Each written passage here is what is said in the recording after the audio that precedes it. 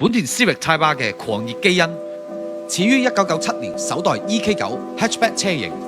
但真正將4門性能房車推向巔峰嘅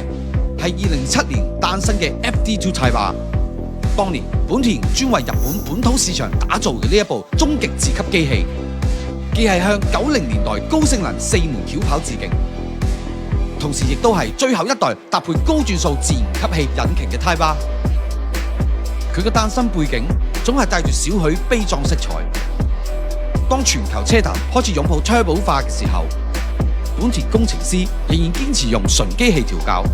為 NA 引擎時代畫上一個驚嘆號。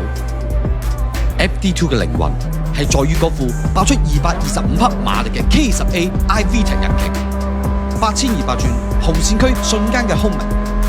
，11.7:1超高壓縮比，配合密齒比6速手波，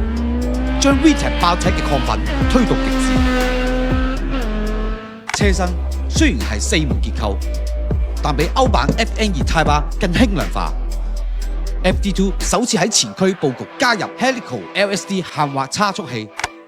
加上重新調校嘅雙搖臂懸掛，彎道表現就好似軌道車咁精準。外觀低調得嚟又暗藏殺氣，寬體前後沙板同埋引擎蓋進氣口，低調咁宣示自己性能嘅身份。隨住2011年 FD2 停產，本田 Type R 全面轉向 turbo 化嘅 FK2、FK8 世代，呢部末代自吸紅標本田已成絕唱。而家二手市場上行唔夠5萬公里嘅原裝 FD2，叫價超過3萬美金，比當年新車貴咗足足2倍。日本改裝車廠依然推出 FD2 嘅專屬升級件，從鈦合金死氣喉到碳纖維傳動軸，令佢進化成新古典性能標本。國內雖然從未官方引進，但粵港地區嘅右軚車文化令佢成為地下車序嘅暗夜主角。FD2 Type R 係一部生不逢時卻永隨不考嘅矛盾體。